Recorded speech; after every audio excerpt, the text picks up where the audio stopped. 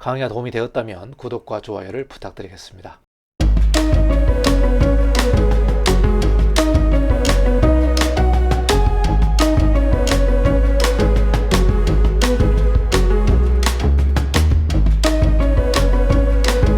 네, 안녕하십니까. 이건영 건축사입니다. 2022년 9월 28일 수요일 저녁 6시 30분 이건영 건축주 학교 3기가 개강을 하게 됐습니다. 관심 있는 분은 이건영 건축학교 홈페이지 공지란을 참조하셔서 수강 신청을 진행하시면 될 것 같습니다. 홈페이지 주소는 이관영.com이 되겠습니다. 많은 분들의 관심을 부탁드리겠습니다.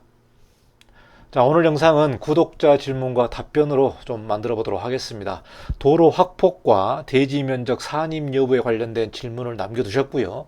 또 이와 더불어서 대지안의 공지와 관련된 내용도 대지 면적과 어떠한 관계가 있는지 이 내용을 가지고 답변을 좀 해보도록 하겠습니다. 여러분 궁금하신 내용이 있으면 댓글로 질문을 남겨두시고요. 제가 영상으로 만들어서 여러분과 같이 소통하는 그런 영상을 만들어 보도록 하겠습니다. 많은 분들의 질문을 기다려 보도록 하겠습니다. 먼저 구독자분의 질문을 좀 살펴보도록 하겠습니다. 좋은 강의 감사드립니다. 그런데 도로 확폭, 가각전제로 변경되는 건축선은 내 대지 면적에서 제외되는 것으로 알고 있는데 지자체 대지안의 공지 규정과 미관지구 건축선 후퇴 시에는 내 대지 면적은 그대로입니까? 이 내용을 좀 질문하셨고요. 또 이어서 말씀드리면 건축선 중에 건폐율과 용적률을 산정할 때의 기준이 되는 대지 면적에 영향을 받는 경우는 어떠한지 궁금합니다. 이렇게 질문을 남겨두셨습니다. 자, 도로 확폭과 가각전제, 이 내용은 제가 여러 차례 영상을 좀 만들어서 여러분에게 강의를 했는데요. 처음 보시는 분들은 이 영상을 참조하셔서 먼저 도로 확폭과 가각전제에 관련된 내용을 좀 공부하시면 될 것 같습니다. 자, 그리고요, 여기서 한 가지 덧붙여서 질문하신 내용이 대지안의 공지 규정이 나옵니다. 대지안의 공지 규정.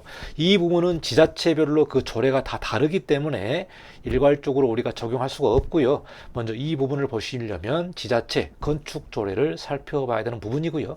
여기서 한 가지 내용이 뭐냐면 미관지구에 관련된 건축선 후퇴 부분에도 내 대지 면적과 상관이 있는지 아니면 제외해야 되는지 이 내용을 좀 질문하셨고요. 이와 더불어서 건폐율, 용적률을 산정할 때에 내 대지 면적에 영향을 받는 경우가 어떠한지, 즉 건폐율, 용적률을 산정할 때에 도로 확폭과 가각전제 시에는 건축선으로 인해 줄어든 대지 면적을 기준으로 산정하고 대지안의 공지, 미관지구 후퇴의 경우는 설정되는 건축 영역에 관계없이 원래의 전체 대지 면적을 기준으로 건폐율, 용적률을 산정합니까? 이렇게 질문을 남겨두셨고요. 또한 이것이 내 대지의 지하층 건축 가능 영역과 연관되는 것입니까? 이렇게 질문을 남겨두셨습니다. 이 질문을 보시면은 얼추 좀 공부를 많이 하신 분으로 생각이 들고요. 여기서 보시면은 구독자분의 답변을 가지고 있는 내용이 되는데 이 답변이 확실한지 안 한지가 궁금해서 저에게 질문을 좀 남겨두신 것 같습니다. 자, 그래서 도로 확폭, 가각전제, 그리고 대지안의 공지에 미관지구 후퇴, 또 지하층에 관련된 건축 가능 부분에 대해서 질문을 했기 때문에 이 질문을 가지고 제가 여러분에게 답변을 좀 해보도록 하겠습니다. 자, 먼저 구독자분이 질문한 부분이 도로 확폭과 가각전제에 관련된 질문을 남겨두셨는데요. 여러분, 도로 확폭은 뭡니까? 건축법상의 도로 너비가 정해져 있다고 그랬죠. 그래서 도로의 너비는 4m라고 정해져 있습니다. 4m. 그런데 내 집 앞에 접하고 있는 도로의 너비가 4m가 안 될 경우에는 내 땅에서 도로의 너비를 확보를 해줘야 된다는 그 건축법상의 규정이 있습니다. 그러니까 간단히 설명드리면 이게 도로 부분이 되는데요. 만약에 이 도로 부분이 3m다. 그리고 내 땅이 이렇게 A번지가 있고 이렇게 B번지가 있는 경우에 이럴 경우에는 도로를 4m로 확보를 해줘야 된다고 그랬죠. 그래서 도로의 중심선에서 2분의 1, 이 부분이 2m고요. 이쪽 B대지 쪽으로도 2m. 그러니까 A대지, 즉 내 땅에서 50cm 이 부분을 도로로 내줘야 되고요. B 땅 같은 경우도 50cm를 내줘야 됩니다. 그래서 기존 도로의 3m와 양쪽에 50cm, 50cm 합하면은 1m잖아요. 그래서 나중에 건축을 하게 되면 이 부분이 4m가 되는 부분이죠. 이게 도로 확폭에 관련된 질문으로 이해가 됩니다.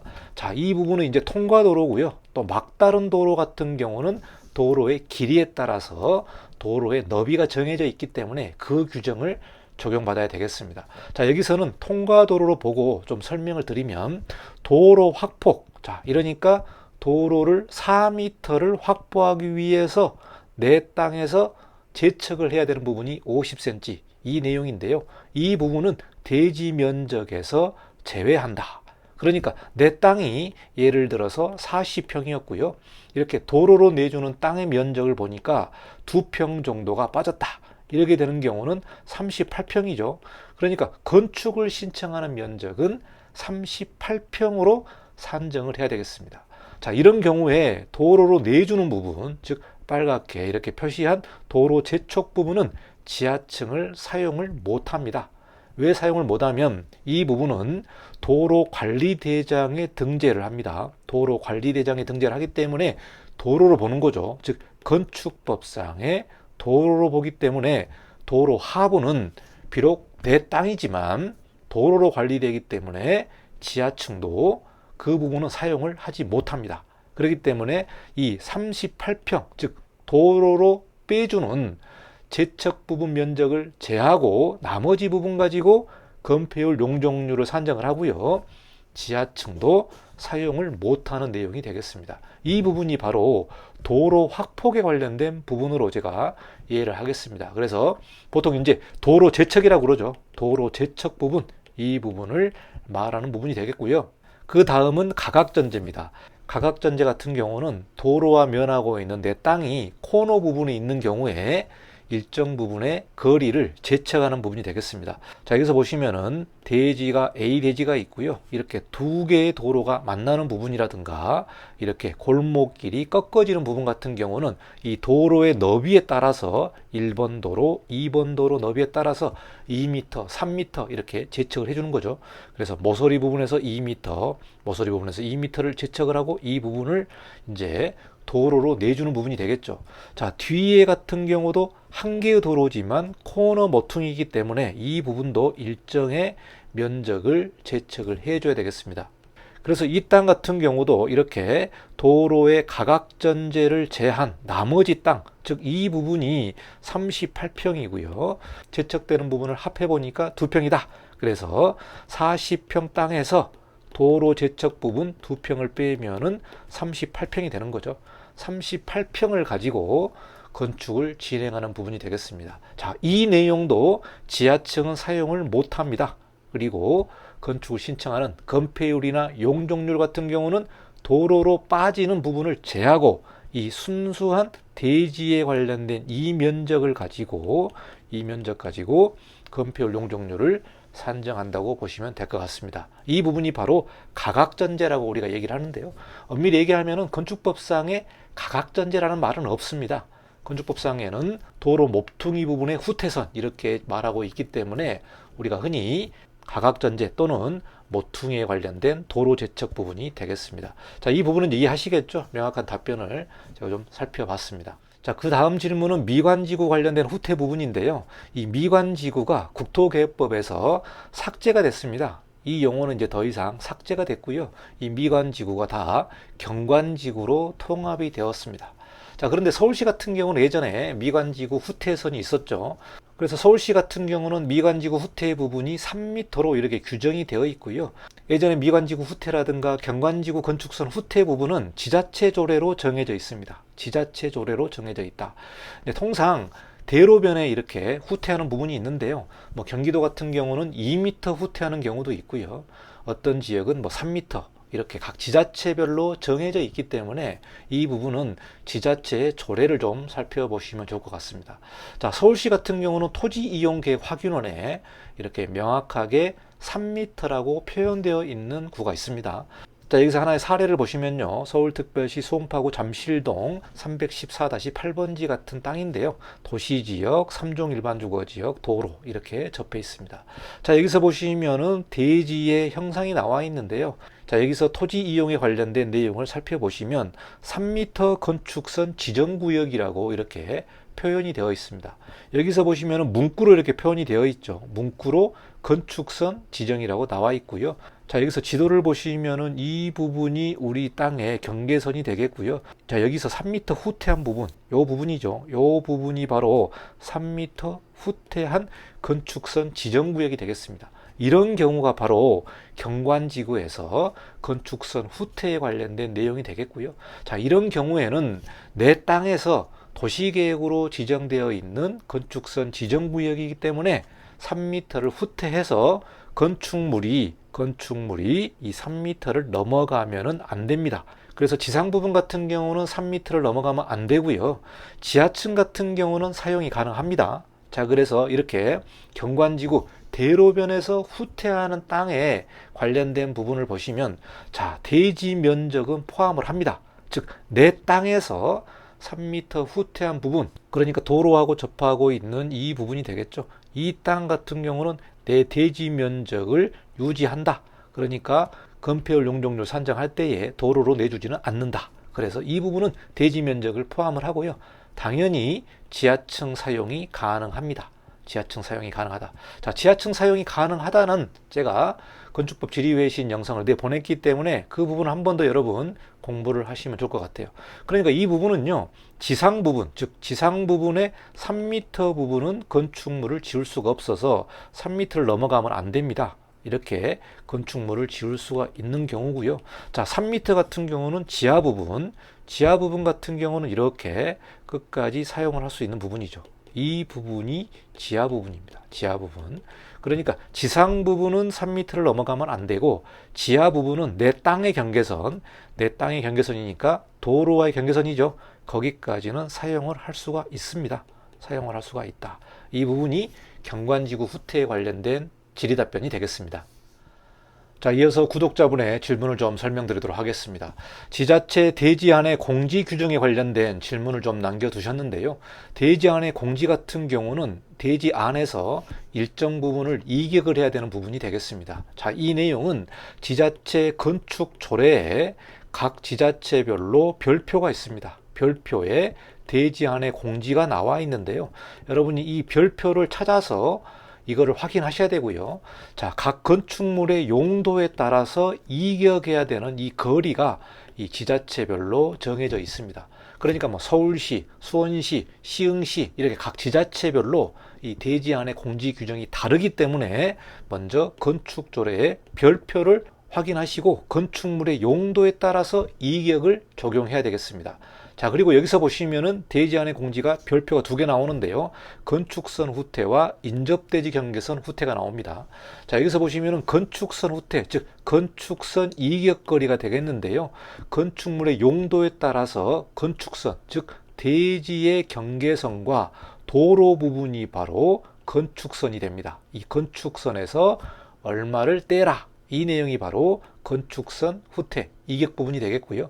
그리고 나서는 인접대지 경계선이 있죠. 인접대지 경계선이 이 땅이 1번지, 2번지, 3번지일 경우에 인접대지로부터 건축물을 이격해야 되는 그 내용이 되겠습니다. 자, 이 내용은 이제 건축물의 용도에 따라서 달라진다고 했잖아요. 자, 그래서 한번 좀 살펴보도록 하겠습니다. 자, 서울시 같은 경우에 다세대 주택을 한번 살펴보도록 하겠습니다. 다세대 주택. 다세대 주택을 만약에 짓는다 그러면은 건축선, 즉 도로와 대지가 만나는 이 선으로부터 다세대 주택 같은 경우는 1m를 이격을 해야 됩니다. 그러니까 1m를 이렇게 떼야 되는 경우가 되겠고요. 아파트 같은 경우는 3m를 이격을 해야 되죠. 그러니까 더 많이 이격을 해야 됩니다.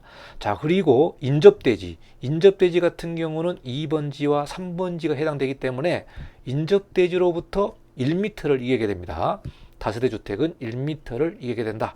그래서 이 부분이 기본적으로 대지안의 공지에서 지켜야 할 내용이 되겠습니다. 그래서 건축선 이격거리, 인접대지 이격거리 이 부분은 대지안의 공지 규정이 되고요.